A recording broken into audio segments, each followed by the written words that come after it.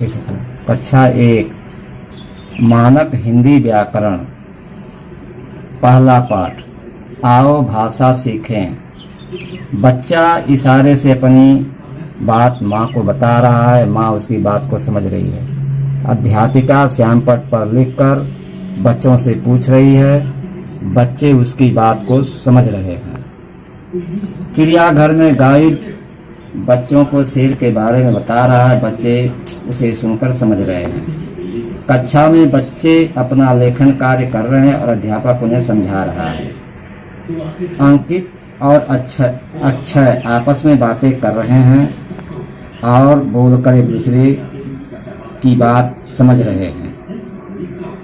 बच्चों दिए गए चित्रों में बातचीत करने का ढंग अलग अलग है।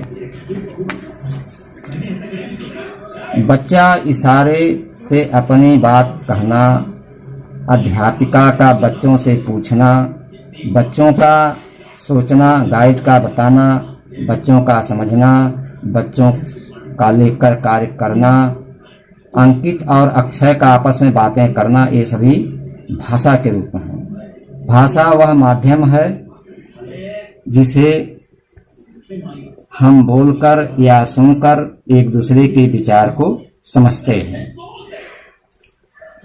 चित्रों को ध्यान से देखकर बताइए कि इनमें भाषा के किस रूप का वर्णन हुआ है।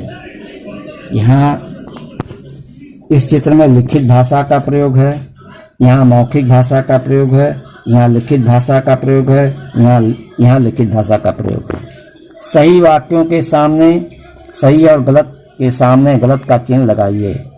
क, हम बोलकर अपनी बात दूसरों तक पहुंचा सकते हैं।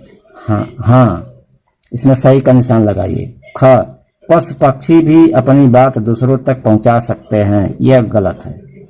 हम लिखकर अपनी बात दूसरों तक नहीं पहुंचा सकते, यह गलत है। हम अपनी बात को पत्र द्वारा लिखकर दूसरों तक पहुंचा सकते हैं, यह सही है। पूछना, बोलना, समझना, समझाना भाषा के रूप हैं, यह सही है। संकेतों के माध्यम से अपनी बात को नहीं समझा सकते, यह गलत है। आप भाषा का प्रयोग किस किस तरह से करते हैं? लिखकर करते हैं, बोलकर करते हैं, सुनकर करते हैं, पढ़कर करते हैं। चौथा, सही विकल्प पर ठीक यानी सही का निशान लगाइए। हम अपने विचारों को किसके माध्यम से एक दूसरे तक पहुंचाते हैं? भाषा के माध्यम से, सही है। बच्चे का बोलना भाषा का कौन सा रूप है? मौखिक रूप। बच्चा सबसे पहले कौन सी भाषा सीखता है? मातृभाषा सीखता है। आप कौन सी भाषा बोलते हैं? हिंदी।